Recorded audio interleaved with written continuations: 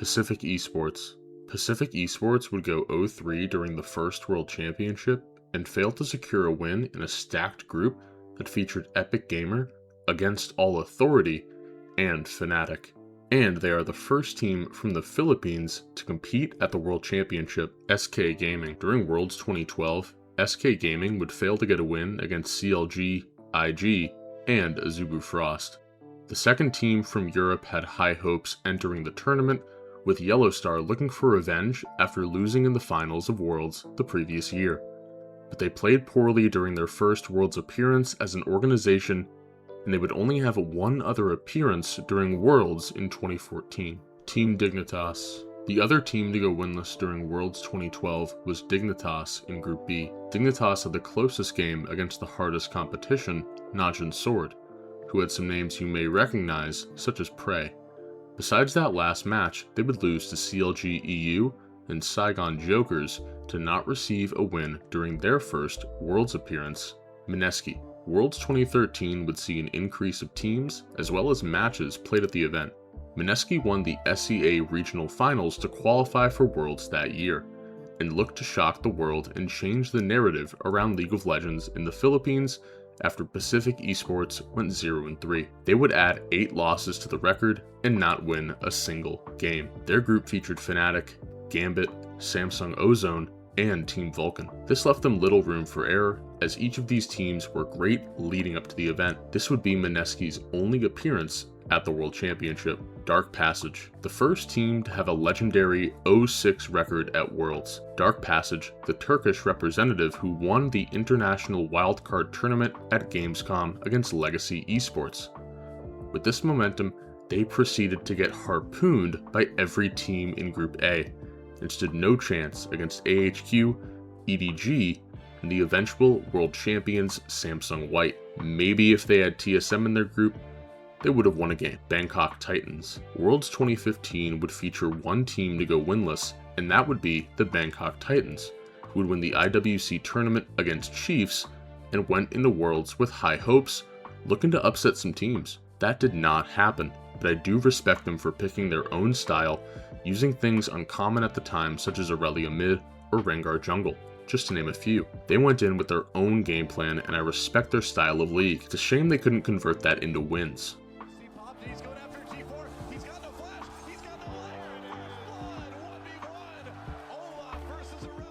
This would be their only Worlds appearance. Worlds 2016 featured no winless teams. Worlds 2017 had 2 teams in the play-in go winless, and for your sake, I'll go over the play-in teams much quicker, because who actually cares about the plan? Gambit Esports, the LCL summer winner, went winless, and Rampage, the LJL summer winner, also went winless. The group stage had one winless team, and that would be 1907 Fenerbahce. The TCL summer winner had dethroned the Kings of Turkey, Supermassive, and looked to give Turkey a better representation than Dark Passage a few years ago.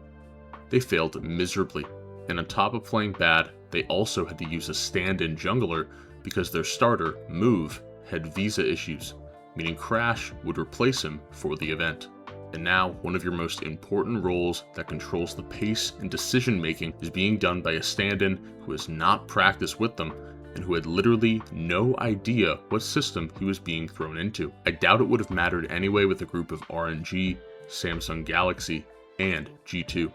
They probably weren't winning regardless. They would reach MSI in 2019, and that would be the last international event for the organization. During Worlds 2018, the play-in teams that went winless were Ascension Gaming, the SEA champions, who went 0-4, and got the earliest flight back home. The other team to go 0-4 was Kaos Latin Gamers from the CLS region. The group stage featured 2 teams to go winless, both from the same region. The LMS 2nd seed Mad Team and 3rd seed GRex both went 0-6. I think people knew they would be bad, but winless bad was surprising.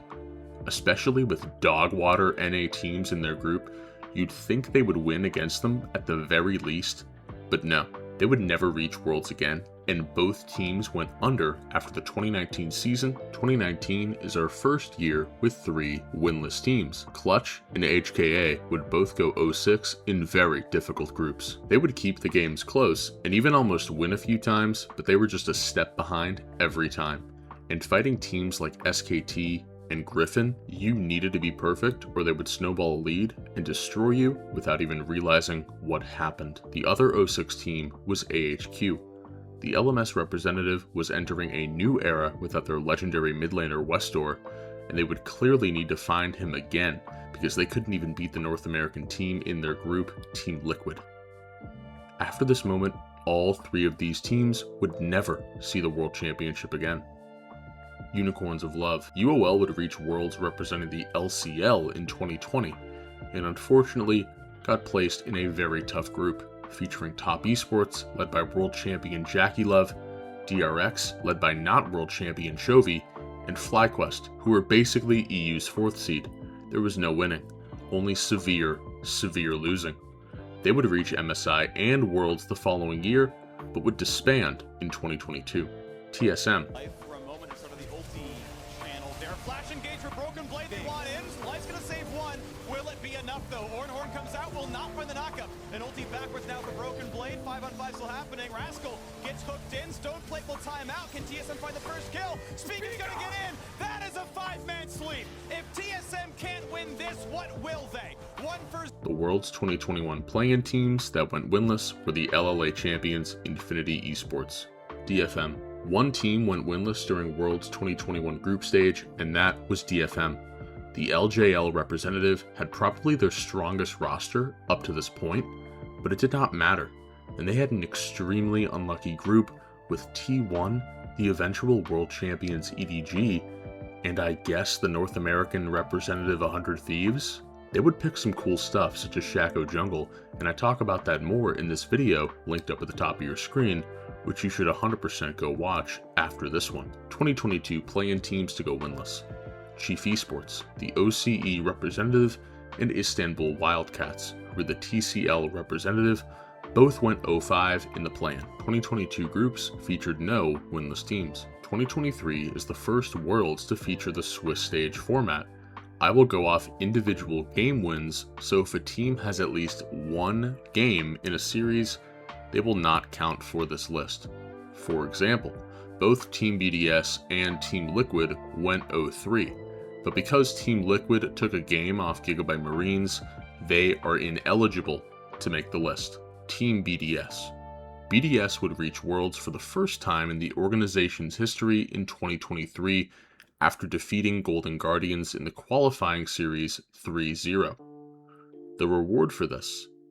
Play JDG first round. That went as well as you'd expect, and after 2 more losses to Mad Lions and D+, they would fail to win a single time at the World Championship. They haven't reached Worlds since, and have also one of the worst rebrands in League of Legends esports history. The 2 play-in teams who failed to win a single time during Worlds 2023 were Rainbow 7 and DFM. The 2024 play-in teams to go winless were Vikings Esports and SoftBankHawks. In the Swiss stage, Pain Gaming would go winless, including having to face the current world champions at the time, T1. Their best chance was against Team Liquid, but they couldn't even take a map in that series either. Worlds 2025 featured no winless teams. Thank you guys for watching. Let me know who you think is going to win Worlds in 2026, and have a good rest of your day.